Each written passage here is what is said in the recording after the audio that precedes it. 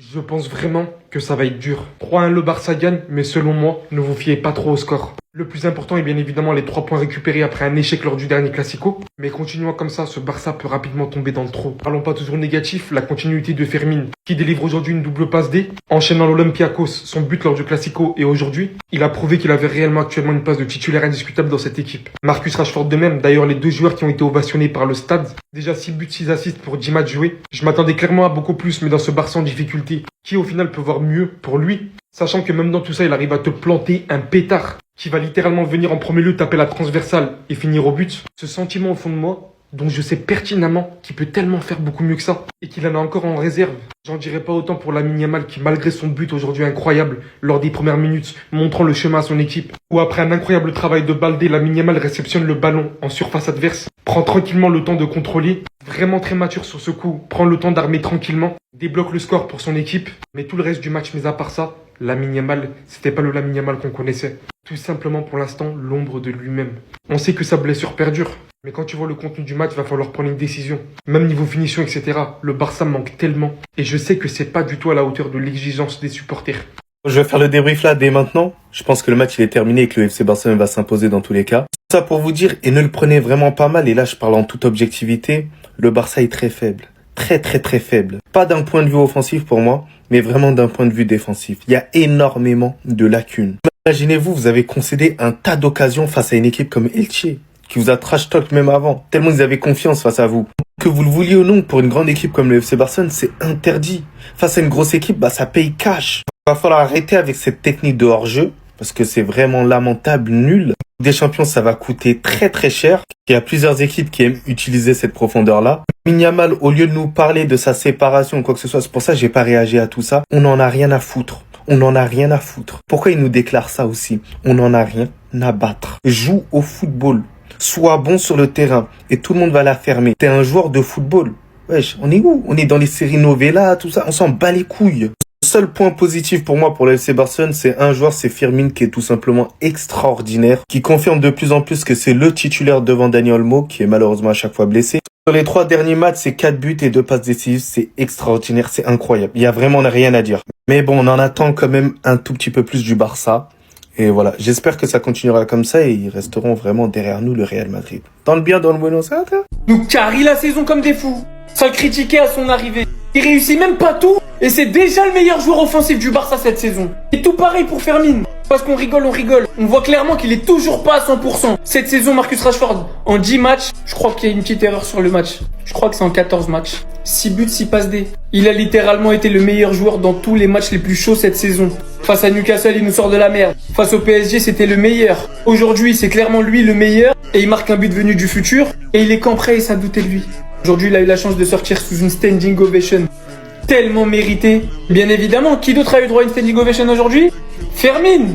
Parce qu'en début de saison, même si on le dit irrégulier, il régale et c'est l'un des joueurs les plus décisifs. Juste après Marcus Rashford, 6 buts et 2 passes D. Ça me fait de la peine de le dire d'un côté. Parce que ça me saoule de savoir que nos joueurs les plus décisifs, c'est pas Lamine Yamal, c'est pas Lewandowski, c'est pas Ferran Torres. C'est un joueur qui vient d'arriver en prêt, qui est encore en cours d'intégration. Et un petit jeune qui était même pas titulaire indiscutable avant que Daniel Olmo se blesse. Et c'est eux qui sont en train de porter le Barça. En réalité, même si je suis très content pour eux et qui me régalent et que je les porte dans mon cœur, ça en dit également long sur l'animation offensive du Barça cette saison. L'efficacité du Barça a parlé aujourd'hui, malgré un début de match qui avait l'air un peu compliqué pour eux. En l'espace de 12 minutes, il y avait déjà 2 buts à 0 et j'avais l'impression que Lamine Yamal avait des choses à nous dire. Parce que dès sa première touche de balle, il voulait déjà en découdre. Il a mélangé tout le côté droit et dans la surface, il fait la passe à Ferran Torres. Le gars il rate. Même s'il a plus brillé en première mi-temps qu'en deuxième, il a quand même trouvé une belle amélioration dans son jeu comparé au précédent match. Et en plus de ça, faut pas oublier que l'absence de Rafinha et Robert Lewandowski joue aussi. On sait à quel point Lamine Yamal est encore meilleur lorsque Rafinha est sur le terrain. En plus de ça, le gars n'est plus avec Nicky Cole, donc les Barcelonais, vous inquiétez pas. Et juste après Lamine Yamal, il y a Ferran Torres qui claque le deuxième but sur une magnifique passe décisive de Fermin Lopez.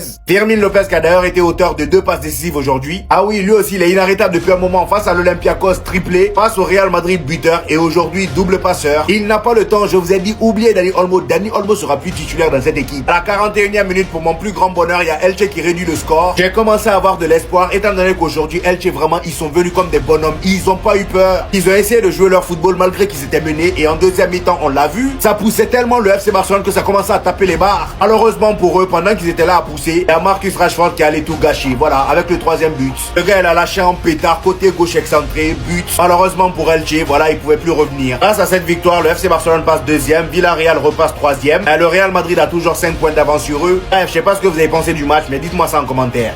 Que la fête commence, les gars. Qu'est-ce que ça fait plaisir de voir Fermín Lopez enchaîner. Qu'est-ce que ça fait plaisir de voir Fermín Lopez être décisif à quasi tous les matchs, que ce soit par la passe ou bien par le but. Les 3 derniers matchs de Fermín Lopez, c'est 4 buts, 2 passes D. C'est un joueur qui par moment peut certes avoir du déchet, qui par moment fait certes pas le bon choix, mais c'est un joueur qui fait les efforts. C'est un joueur qui a quand même un gros volume de jeu, qui joue avec l'agnac et qui joue avec son instinct. Ce qu'il faut pas oublier, les gars, c'est que Fermín Lopez, c'est un joueur qui n'a pas terminé de progresser. Et c'est là où moi, personnellement, ça me rassure. Je sens qu'il y aura cette fois-ci une vraie concurrence entre Olmo et Fermín. Le message à Dani Olmo est clair. Si tu veux regagner ta place de titulaire, tu vas devoir bosser. Si tu veux regagner ta place de titulaire, tu dois être décisif et régulier comme Fermín Lopez. Et ça, franchement, les gars, ça fait plaisir car ça va réveiller Dani Olmo. On a beaucoup qui enterrent Dani Olmo. Avec ce qu'on a vu de lui à l'Euro, avec ce qu'on a vu de lui en début de saison avec le Barça, je reste convaincu qu'un Dani Olmo à 100%, ça pourrait être très très fort. Le seul problème, c'est la régularité. En tout cas, quand je vois ce que Fermín Lopez fait dans un Barça qui n'est pas à 100%, un Barça sans Rafinha, un Barça qui ce soir était sans Pedri, avec un Yamal qui n'est pas à 100%, pour la suite de la saison et surtout pour la saison individuelle de Fermín Lopez, franchement les gars, ça a l'air intéressant. Un Marcus Rashford qui n'est toujours pas à 100%, qui n'a pas encore confiance en lui à 100%, mais qui arrive à être homme du match, qui arrive encore une fois à se montrer décisif et être le joueur le plus décisif du Barça. Dans un Barça qui ce début de saison dort encore, un Lamine sous Pulbagi, un Rafinha qui est absent, un Pedri qui est maintenant absent, une défense instable et un piège du hors-jeu qui a l'air dépassé. Malgré toutes ces circonstances, Marcus Rashford est le joueur le plus décisif au Barça. 6 buts, 6 passes D. Et en plus de ça, ce soir, c'est quand même un beau but qu'il met. Même s'il a eu des ratés, même si dans le dernier geste, il y a du déchet, on sent tous les gars qu'il y a de la volonté. Une saison, c'est très long. Et comme je vous l'ai dit et je vous le répète depuis le début, je suis convaincu qu'il réussira. Surtout qu'on commence à voir petit à petit un duo se former. Nos meilleurs offensifs actuellement, c'est Fermín et Rashford qui enchaînent. Et franchement, les gars, dans le pressing avec le retour de Rafinha, normalement après la trêve, avec ces 3-là, ça pourrait être très intéressant. Reste à voir l'évolution de la blessure de Lamine. Mais Fermín, Rashford ainsi que Rafinha, ça pourrait être très très intéressant. En tout cas, on espère qu'il continue dans cette lancée. Lui qui a pour habitude d'être buteur en Ligue des Champions, on espère qu'il sera buteur face à Bruges. Et j'espère que la direction du Barça, ils sont déjà en train de préparer l'enveloppe pour Rashford. Parce que moi, je veux qu'il reste. Sinon, vous les gars, vous en pensez quoi? Ramenez-vous sur cette personne sans nu.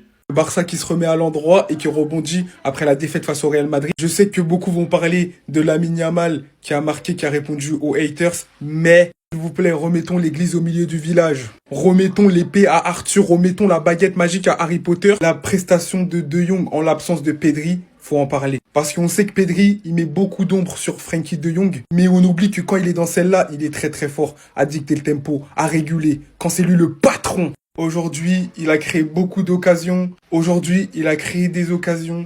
Il a fait des passes clés. Il a même créé des expected goals. Très belle performance de la part de Frenkie. On en revient à Lamine Yamal, là, qui a répondu très tôt à ses haters avec un but dont on le sait, hein, quand il est dans la surface, il sait que c'est lui le patron, le maître du temps. Il ralentit sa course, un bon crochet. Une frappe pleine lucarne, propre, nette. Fermín qui sort à la 66e minute, acclamé par le stade Montjuïc. Encore une fois, récital, doublé de passes décisives. Aujourd'hui, mais il a distillé, il a distribué, il a fait le rôle qu'on attend d'un numéro 10 à l'ancienne, voilà. Comme à l'époque des Recoba, des Karagounis, voilà. Pour ceux qui ont la ref, vous êtes forts.